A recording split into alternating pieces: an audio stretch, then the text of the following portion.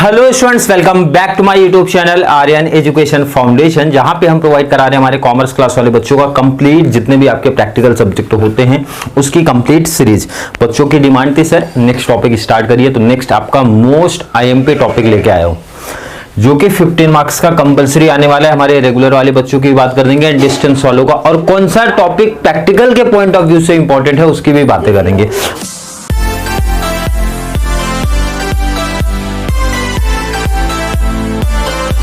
बहुत डिटेल में यहाँ पे डिस्कशन नहीं करेंगे, मतलब सिंपल सा टॉपिक का क्या मतलब है एंड कौन कौन से प्रैक्टिकल टॉपिक्स इसमें इन्वॉल्व हैं उसकी बातें हम लोग करेंगे।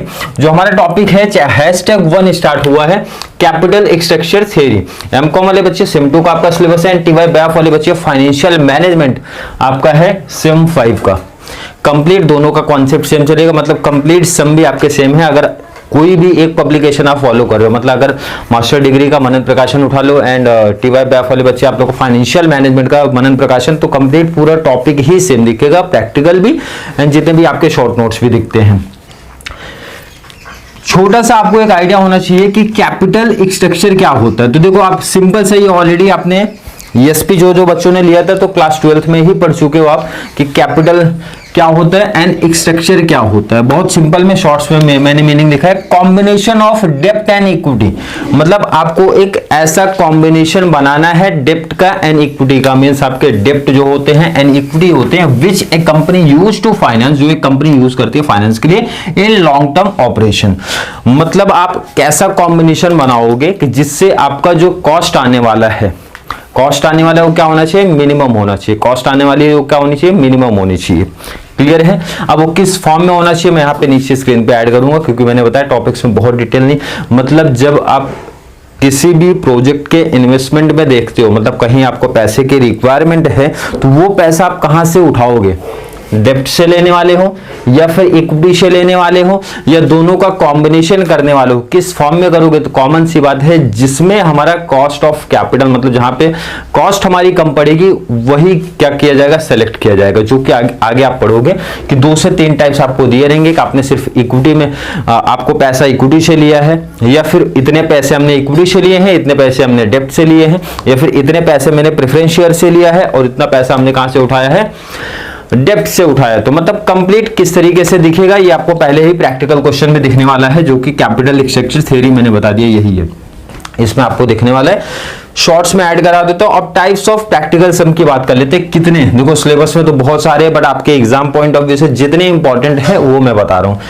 टाइप्स में सबसे पहला टाइप्स एंड मोस्ट आईएमपी, इसको आप नोट डाउन करो, इसीलिए पहला यही पढ़ाऊंगा, मोस्ट इंपॉर्टेंट है। और ये देखोगे 17, 19, अगर मैं रेगुलर बच्चों की बात करूं तो आपका 17 में आया है, 19 में आया है, 18 में नहीं आया है। 18 में ये चैप्टर ही नहीं आया, तो यहां से कोई क्वेश्चंस आपके नहीं बने हैं क्योंकि कंप्लीट ये चैप्टर्स को हटा दिया गया था।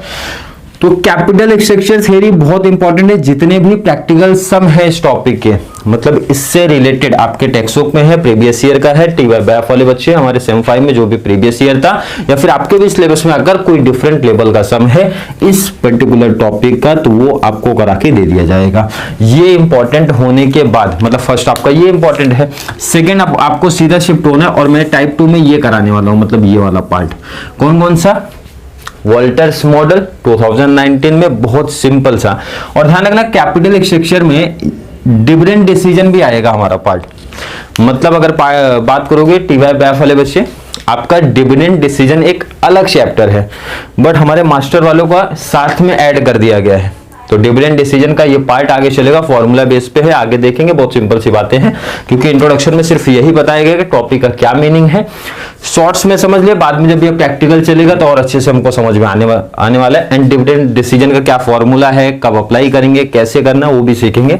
बट इंपॉर्टेंट कौन से, जैसे मैंने बता दिया, वॉल्टर्स मॉडल आपको बहुत अच्छे तरीके से कवर कर लेना है, गॉर्डन्स ग्रोथ मॉडल कवर करना है, MM मॉडल्स, 3 बहुत इंपॉर्टेंट। मतलब अगर इस टॉपिक की प्रैक्टिकल क्वेश्चंस की आप बातें करते हो तो पहला तो फर्स्ट आपका मोस्ट आईएमपी लिख दिया, सेकंड ये आईएमपी। मतलब अगर किसी बच्चे ने एग्जाम टाइम पे कवर किया तो ये 2 पे फोकस आपका होना चाहिए, क्योंकि टाइम कम है और ये अभी तक किसी भी एग्जाम में पूछा नहीं गया है, ना ही एमकॉम वाले बच्चे सिम 2 में आपका है, ना ही टीवाई बैफ वाले बच्चों का पूछा गया है।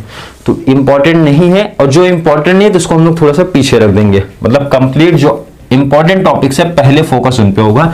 लास्ट हमारा एमएम थ्योरी पे है एंड अदर्स में यहाँ पे लिखता हूं, अदर्स मीन्स रिमेनिंग कुछ डिफरेंट लेवल का अगर सम बच जाएगा तो उसको मैंने लास्ट में रख दिया है।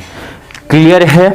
आई होप हर एक बच्चे का कॉन्सेप्ट क्लियर है, उनको एटलीस्ट ये एक आइडिया चल गया होगा कि कितने टाइप्स ऑफ सम हमको दिखाई देंगे एग्जाम में एंड कौन से हमारे इंपॉर्टेंट है, कौन से ईयर में पूछा है। डिस्टेंस वालों का पेपर प्रीवियस ईयर का भी नहीं है, बाद में ऐड करा दूंगा वो भी कि प्रीवियस ईयर डिस्टेंस वालों, क्योंकि लास्ट में इस चैनल पे जो इंपॉर्टेंट क्वेश्चंस आने वाली है डिस्टेंस का सेपरेट रहेगा एंड हमारे रेगुलर वाले बच्चों को अलग चलेगा, तो वहां पे क्लियर मेंशन हो जाएगा। बट अभी आपको प्रैक्टिस साथ में करना है, क्योंकि मैंने बताया कि इंपॉर्टेंट जो टॉपिक्स हैं डिफरेंट होते, बस पेपर पैटर्न में वही आपका लास्ट जो रहता है शॉर्ट नोट्स एंड ऑब्जेक्टिव्स हमारे डिस्टेंस वालों का एक्स्ट्रा आ जाता है, और हमारे रेगुलर वाले बच्चों का ऑब्जेक्टिव्स रहेगा, शॉर्ट नोट्स नहीं रहता, सीधा प्रैक्टिकल हमारे टॉपिक्स होते हैं।